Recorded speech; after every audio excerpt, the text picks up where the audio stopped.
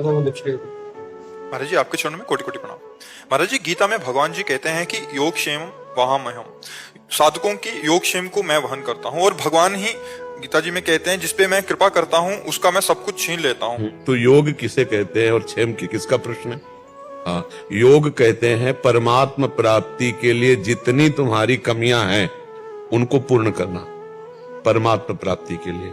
तो जैसे तुम्हारे शरीर में ममता है, परिवार में ममता है, धन में ममता है, भोगों में आसक्ति है, तो ये हमारी कमी है, इसी का नाश करते हो। सर्वनाश माने गलत आसक्ति का नाश। भगवान बाहरी संपत्ति का नाश नहीं करते। नहीं चक्रवर्ती सम्राट अम्बरीश जी जैसा कोई भगत हुआ है क्या? पढ़ा है आपने अम्बरीश जी का चरित्र? क्या कमी थी? रानी थी, महल था, राज्य था, सब कुछ था, तो भगवान ने सर्वनाश कर दिया क्या? लेकिन अम्बरीश जी के मन में भगवान के सिवा कोई नहीं था। सावई मना कृष्ण पदारविंद। तो भगवान जो योगक कहते हैं, योग का मतलब अप्राप्ति की प्राप्ति कराना, और क्षेम का मतलब जो प्राप्त है उसकी रक्षा करना। जो आप में भगवत भाव आ चुका है उसका नाश नहीं होने देंगे, और जो बढ़ाना है उसमें जो बाधक है उसका नाश कर देंगे। कहीं भी अंतर नहीं है। आप समझ पा रहे? अभी आपको संशय कि हमारी बात को समझ पाए कि नहीं पाए? भगवान कहते हैं मैं सर्वनाश कर देता हूं। किसका? जिसका नाश होता है। अविनाशी का नाश वो भी नहीं कर सकते। कर सकते हैं क्या? तो आप तो अविनाशी भगवान के अंश हो, और आपका भाव अविनाशी है। जो भक्ति भाव है वो अविनाशी है, जो जगत भाव है ये विनाशी है ना, तो इसका नाश कर देते हैं। चाहे आप साधन भजन से ममता समेट कर भगवान के चरणों में समर्पित कर दो, या ऐसे समर्पित हो जाओ तो काट देंगे। सबकी ममता ताग बटोरी, मम पद मने बांध बटोरी, तो तुम कर लो साधना से, और नहीं कर पा रहे हो ऐसे कर दिए तो काट देंगे।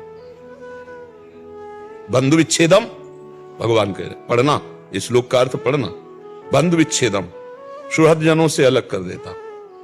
जब आप सच्चाई से भजन में चलोगे तो अंदर से सबके प्रति भगवत भाव रहेगा, ममता नहीं रह जाएगी, राग नहीं रह जाएगा, काम नहीं रह जाएगा, आसक्ति नहीं रह जाएगी। वो भगवान के भजन के प्रताप से वो निर्विकार होने लगता है। विकारों के नाश करो। वो नाशवान इसलिए उनका नाश हो सकता है। भाई धन नाशवान है, परिवार नाशवान है, अपना शरीर नाशवान है, तो नाशवान के प्रति जो भाव है वो जब अविनाशी के प्रति होगा तभी तो भक्ति बनेगी ना। तो चाहे तुम साधना से मोड़ दो या भगवान कृपा से मोड़ दे, बात तो एक ही होगी ना। नाश का मतलब जिसका नाश होना है उसका नाश होना है। हाँ, अविनाशी का नाश नहीं होना है।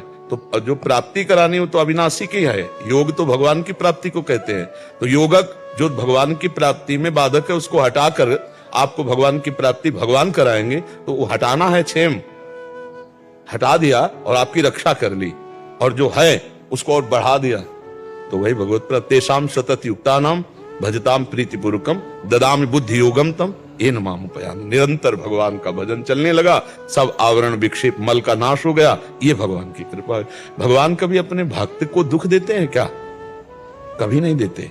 आप ध्यान रखना, भक्त को जो बाहरी दुख दिखाई दे रहा है वो ऐसे है जैसे कुम्हार अपनी मटकी को सीधा करने के लिए नहीं करता, अंदर हाथ लगा के ऊपर थापी से ठोकता है। वही भगवान ठुकाई करते हैं। जो हमारी जन्म जन्मांतर की वासनाएं हैं तो अंदर से दुलार करते हुए बाहर से सीधा बनाने के लिए उठे। साम दाम दंड भेद से सीधे रास्ते लाऊं, नकली से बनाऊं असली, यही तो मेरे मन में ठणी भगत मेरे मुकुटमणि। भगत तो भगवान बनाते हैं। भगवान न बनाए तो हमारा तुम्हारा मन फिसल कर भोगों में ही जाता है, भगवान में कहां जाता है? वो भगवान कृपा करते हैं, वही गुरु रूप से, वही संत रूप से, वही हमारी बुद्धि में भक्ति भाव रूप से, उन्हीं की कृपा से। वो सर्वनाश का खेल खेलते हैं विकारों का। काम क्रोध लोभ मोह मद मत्सर ये सब नष्ट हो गया, जीव निर्मल भगवान को प्राप्त। नहीं, आज तक हमें ये बताओ कि भगवान ने भक्त का सर्वनाश कर दिया, अभक्त का सर्वनाश हुआ, दुर्योधन आदि का विनाश हुआ। सिंहासन पर हस्तिनापुर के तो युधिष्ठिर जी ही बैठे, नहीं बैठे? हाँ, भक्त का नामे भक्ता प्रणश्यति, मेरे भक्त का नाश नहीं। तो आप समझ पाए पूरे प्रश्न का भाव?